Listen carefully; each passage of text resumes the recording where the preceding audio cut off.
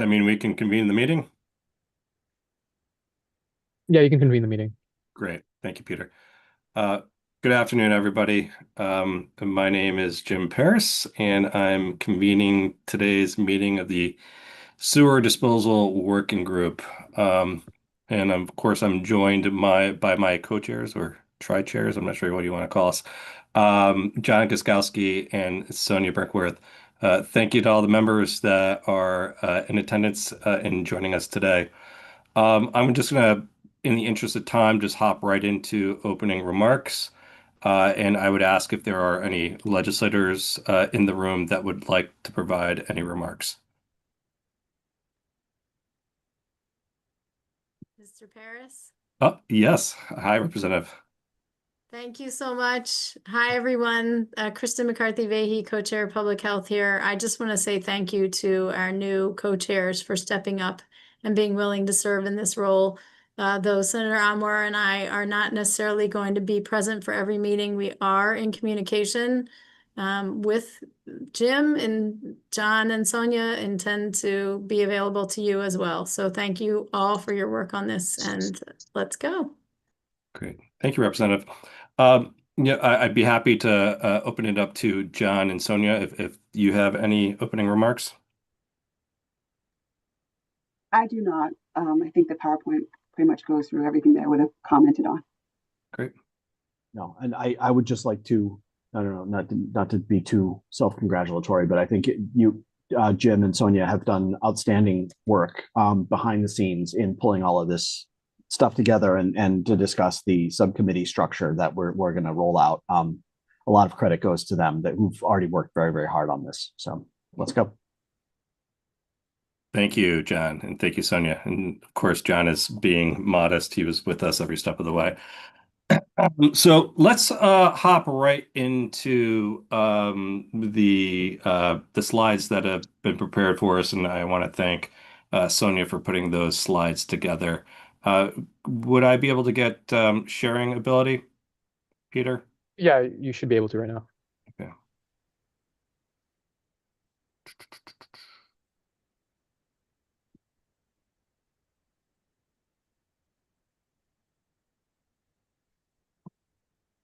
So I'm going to actually kind of power through this really quickly and kind of open up the conversation as quickly as I can.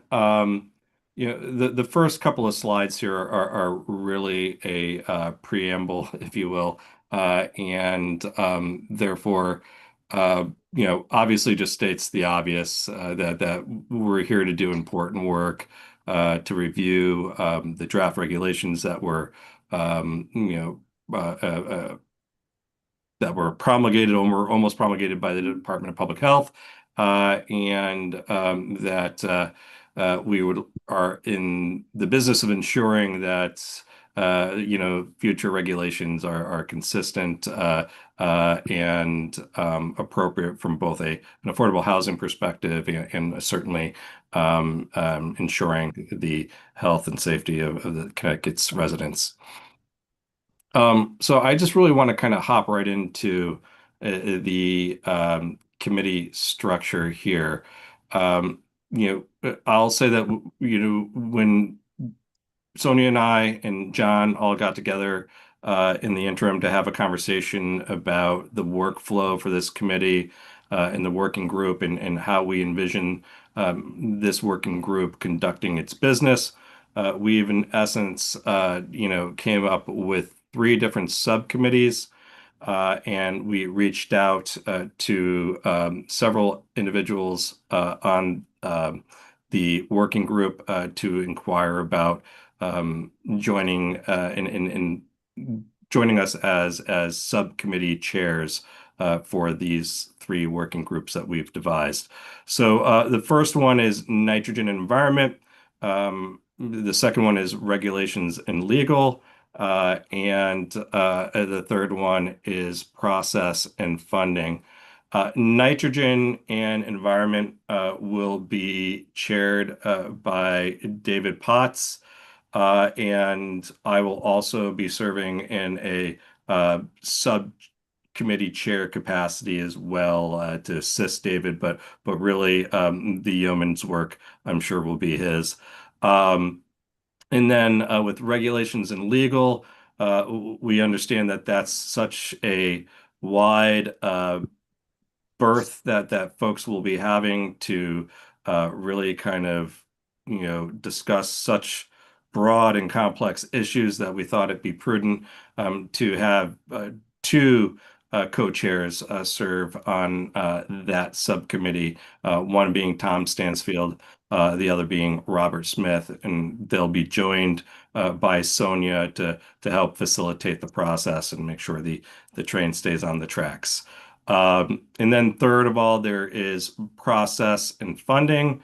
That is going to be co-chaired by Matt Gilchrist and supported again as co-chair would be John Koskowski.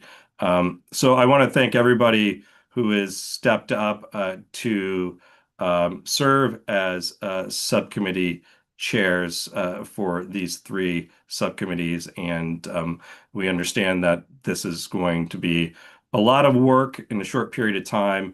And your efforts on behalf of the Connecticut residents certainly do not go unnoticed. And we appreciate what we anticipate you'll be doing in the very near future. So just to continue on, I'd like to just kind of dive into the subcommittees. And John and Sonia, please chime in at any given time. What you have before you is a list of ideas, I would say, that the subcommittees can address. And I would want the subcommittees and their chairs to perceive these as guideposts, if you will. We want to give a lot of latitude to the subcommittee chairs to pursue, the recommendations that they think are most prevalent and relevant and prudent to pursue, given the time constraints that we have. So again, consider these ideas or bullets as guideposts, and feel free.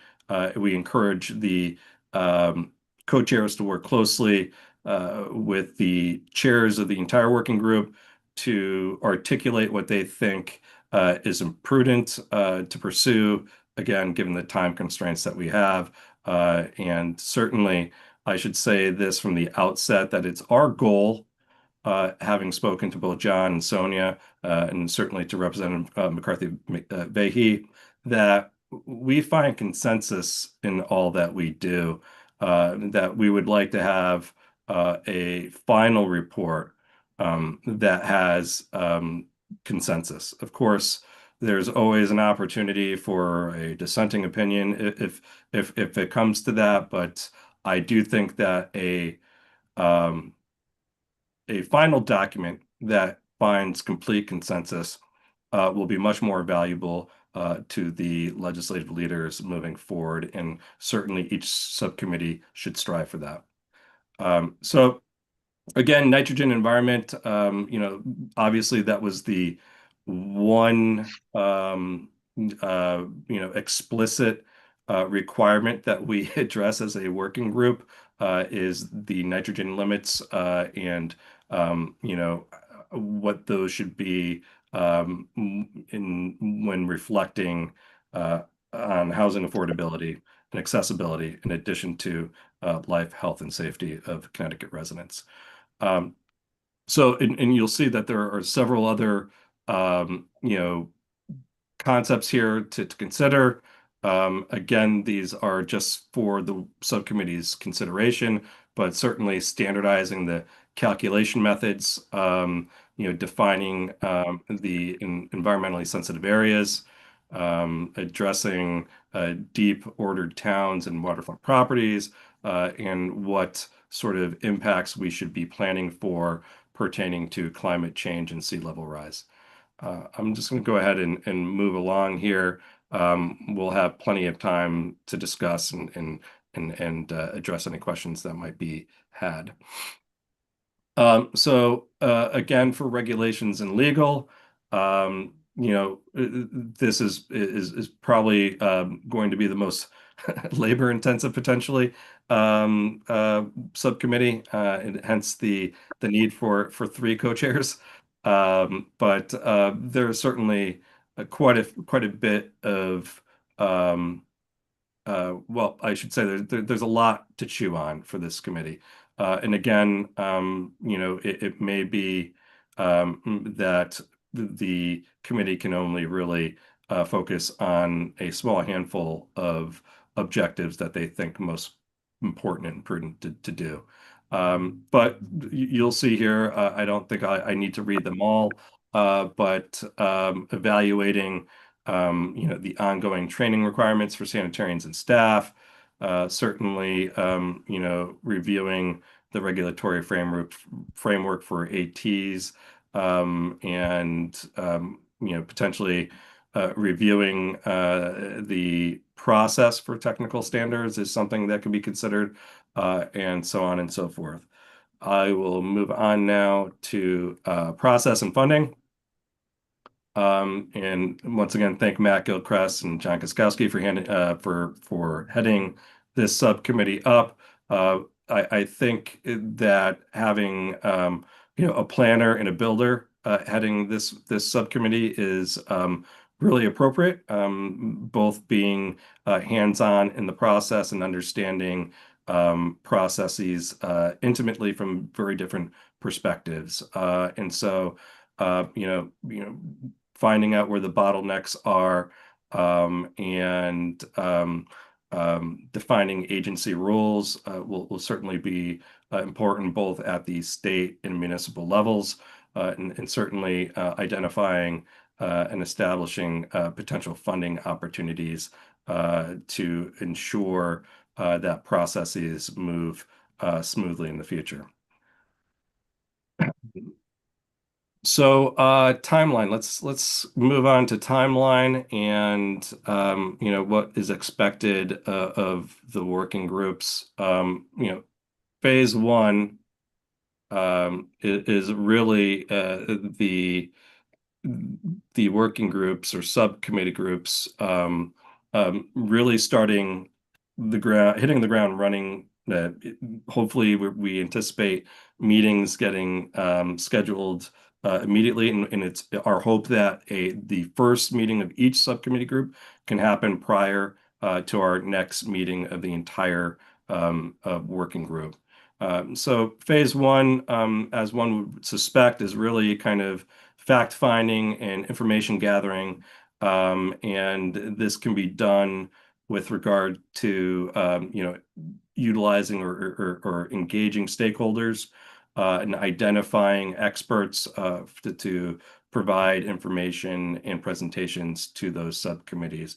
I would encourage folks to think carefully about who those experts and stakeholders are, and really, from the outset, I encourage subcommittees to think hard about the scope of work and what can be accomplished in the short time period that we have. So and again, that phase would run between now and through November.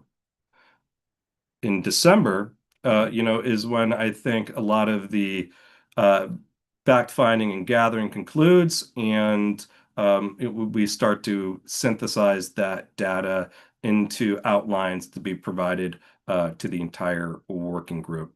And certainly we'll leave a lot of latitude to the subcommittees to provide those recommendations. And of course, we will, as the chairs of the working group, be available to assist and provide guidance in any way we can. So moving on to phase three, by the end of January, it's our goal to have a draft report in place that can be circulated to the entire working group, and voted on, hopefully, or agreed upon at the very least, for a consensus amongst that working group. So I'm going to stop it there, and I'm going to stop sharing my screen.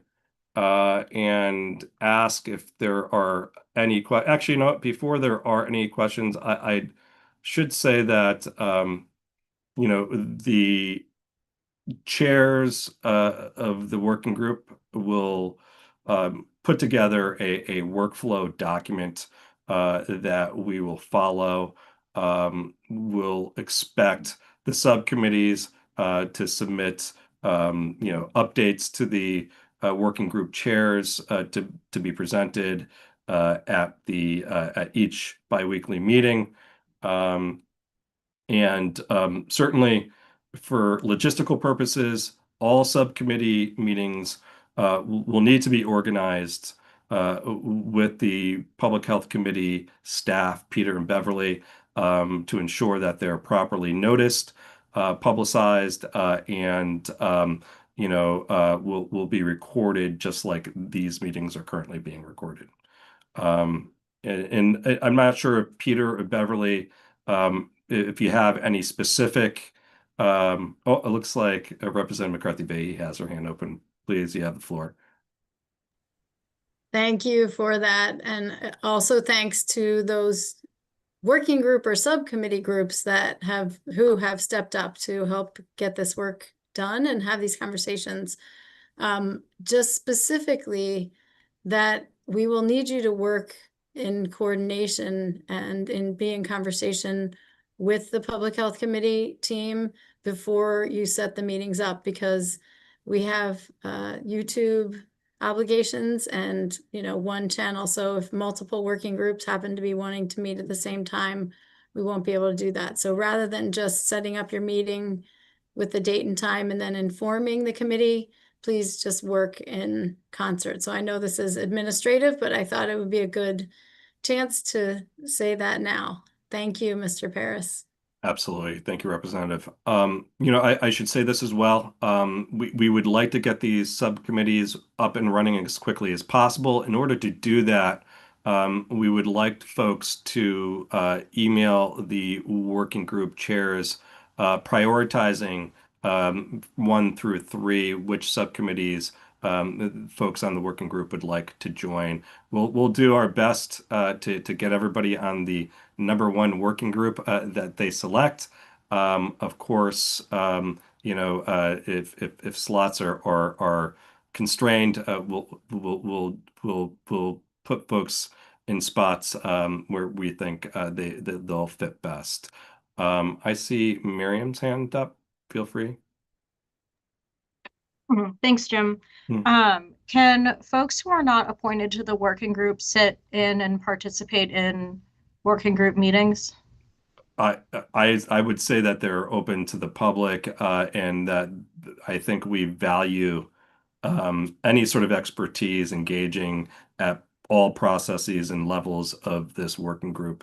Representative McCarthy, if you have a differing opinion or if you'd like to confer, that would be great. Thank you, Mr. Paris. And I would say, I would concur with what you were saying. We would welcome, in the end, when the working group comes out with the document, that would be the full body that would vote and work together on the recommendations. But similar to the commission that we had years ago in planning and development, the main group was appointed and then the working groups had others. So I think if there are people whose voices should be heard and need to be heard and are willing to add input, I think working together with the leaders of the working group and the subcommittees and in communication, that makes sense to me. Okay, thank you. That's how we run working groups at DPH, allowing people who are not appointed to serve and participate freely on the subcommittees, and that would be important to us, especially with the legal and regulations working group. I would, request that, DPH definitely have our regulations person there. So we'll fill out the information, but I think that's going to be very important to us. Great, thank you. I see that Bob Smith has his hand up. Yeah, the action item for subcommittee selection, do you have a date and time that you want those submitted by? I would say the sooner the better. If folks can give us an email within the next 48 hours, so the subcommittees can reach out to us, or subcommittee chairs could reach out to us, and formulate those subcommittees and get them their first meetings. We'd like to, again, for them to have their first meeting well in advance of our next meeting of the full body.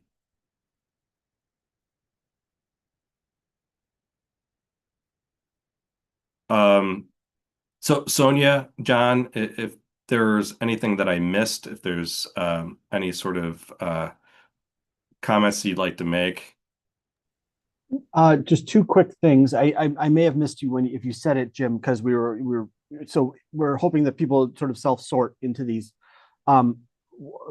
We would probably like to hear from people within a day or two, right? We want to move forward on this. Did we have a time frame for that? Yeah, I had mentioned 48 hours would be Okay, great. So great. if folks could do that within 48 hours, we would really appreciate it. And again, we'll do the best we can to, accommodate the folks in getting them on the subcommittee of their first choice. But if everybody hops on the nitrogen committee, we'll have to parse folks out accordingly. And I'm sorry, then the other just to clarify what Representative McCarthy Vahey said just about coordinating with the Public Health Committee. I assume Peter is the point person for that. So all subcommittee chairs should be reaching out to him directly, or is there someone else who we should be coordinating with? Yeah, you would be we reaching got out a to me. thumbs up from Representative McCarthy Yeah. there. So Okay. Great. Great. Matt Gilchrist. Yes, did we actually get the list of everybody who's on the committee with We the did. contacts and everything? Did that go out? It did. Yes, yeah. Peter sent that I out maybe apologize. 2 weeks ago. I'm Matt. I have it in my inbox. I can forward it to you.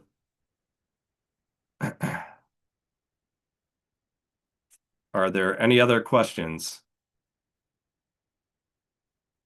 Well, seeing none, I suppose. Oh, Representative McCarthy.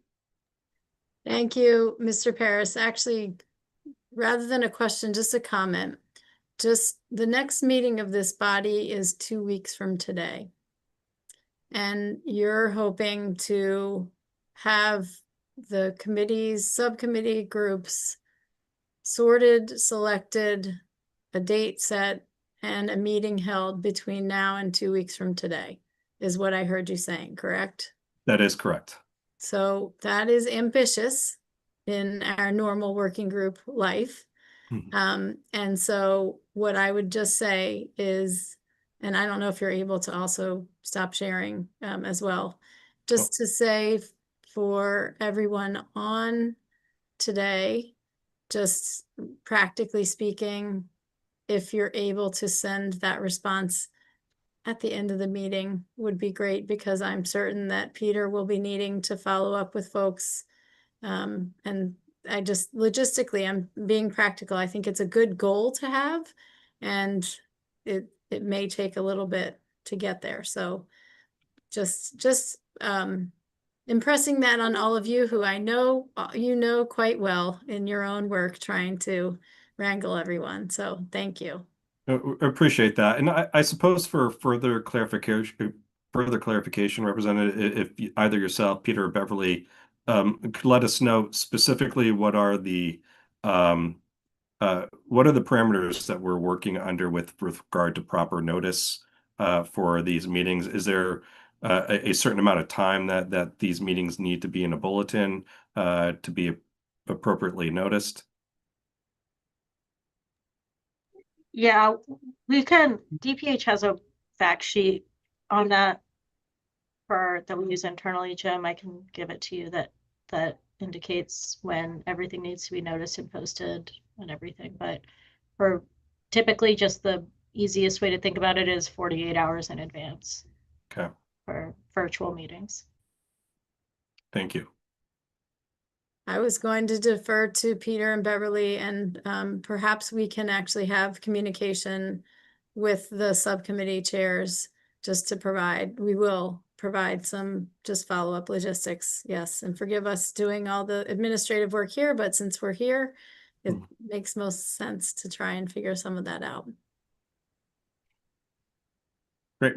So understanding that our goals are ambitious, particularly for the meeting of the first subcommittees, it would be great that if the subcommittees could meet and certainly not only meet for the first time, but begin to discuss the parameters that they would like to work in, understanding we gave you a lot for guidance, but that time permitting, there may not be all that time available for folks to dive into everything that they would like to. So we're hoping that folks can prioritize their goals and maybe even identify some of the key stakeholders and experts that they would like to hear from for their following meetings. So if that could be